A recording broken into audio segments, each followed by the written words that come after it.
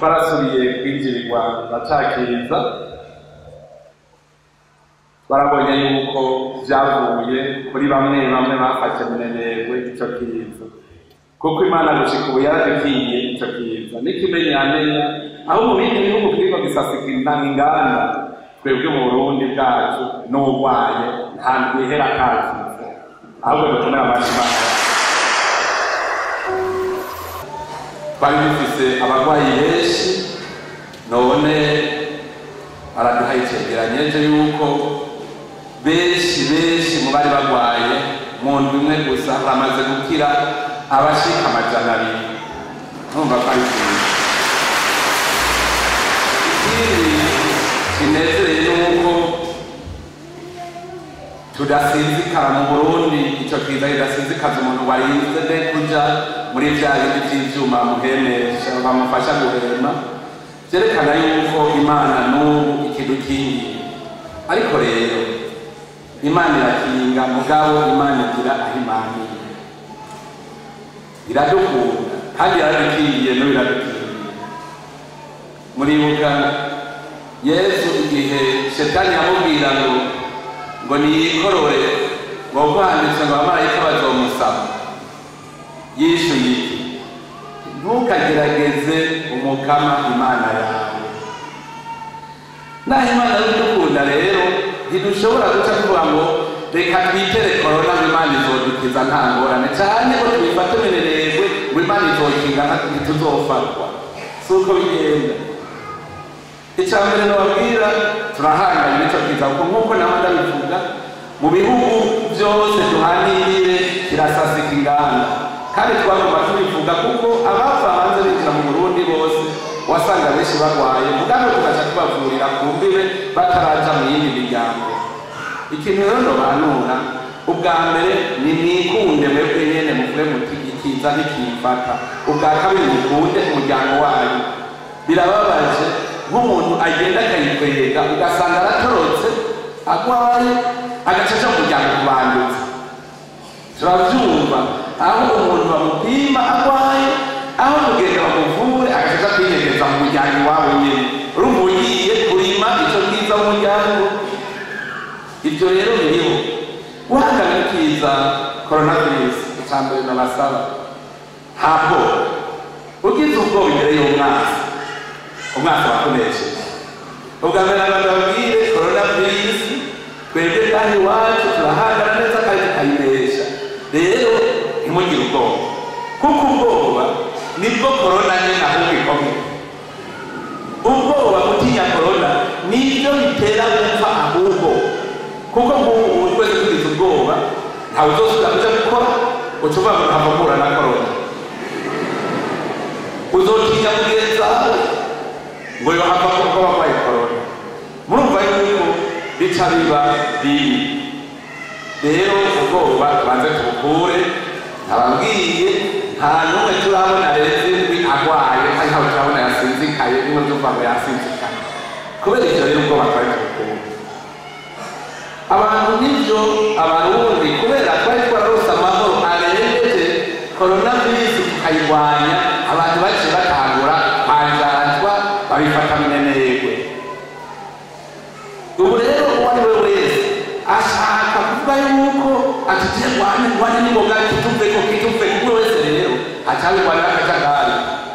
Turiko turwanya korona rero tugize akajagari naho nyene tuba tuvyononye. Umwe wese ashaka gufata ingingo yiwe. Oya, kurikira ingingo z'abajejwe amagara y'abantu, kurya nyine bazorabwira gira uko.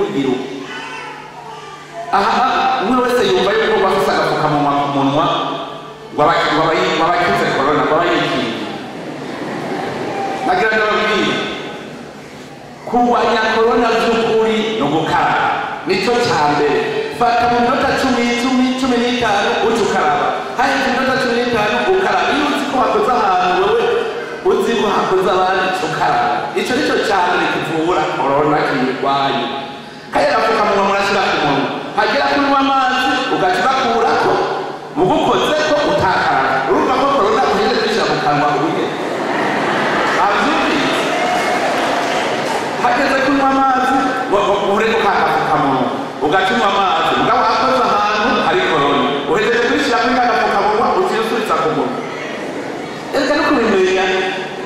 mureke novuga nk'ibishobisho reka gushyira ibishobisho mu Rwanda na korona.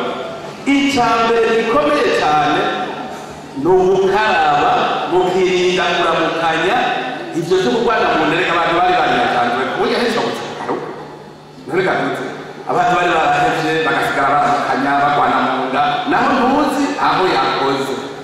Nicyo kintu cya mbere rwanda korona. Hariho ubundi nawe tubona umuvyeyi akwiye ku munwa agaca umwana wiwe nawe agashira ku munwa. Nagenda babwire rero abo gafukamunwa mugakoresheje nabi niho kazotwanduza indwara nyinshi ahubwo kuruta niyo korona. Karaba aho muki uzi yuko wakoze ahantu none twese nimuraba kugenda twaje tuza turakara ninjira mu modoka maza gukaraba mvuye mu modoka maza gukaraba kugira ngo nikoze ku munwa nze kuba mfise intoki nziza. Kiya gikombe unywesha amazi ugikoreko ufise intoki nziza.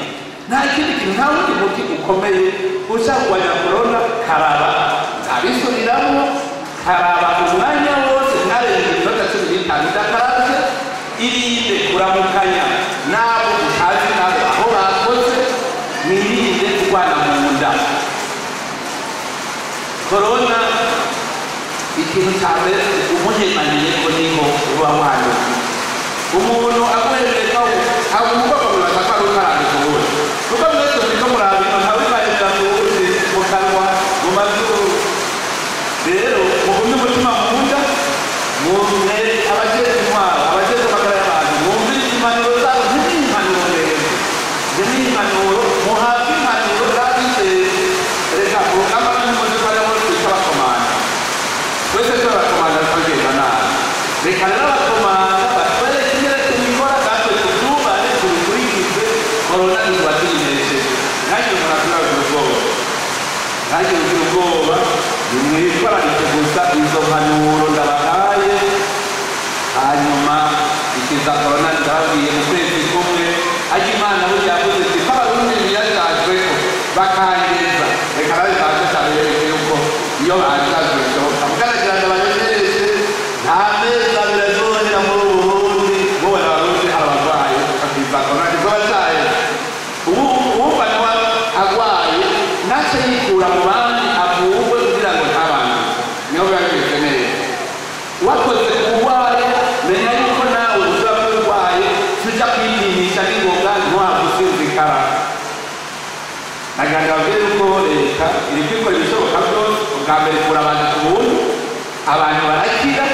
None gakutse mwumva bitoroshe ko twirwanya ariko uzovuga ngo hariho abatinya no kuja kwa muganga kwipimisha. Oya ni ku buntu genda kwipimisha kwa muganga kugira ubone ko amagara yawe ameze neza wongere ukingire bagenzi bawe na wewe wikingire. Gutyo tubigize twagira urunani twese korona tuzoba twibeshe. Urunani rw'iterambere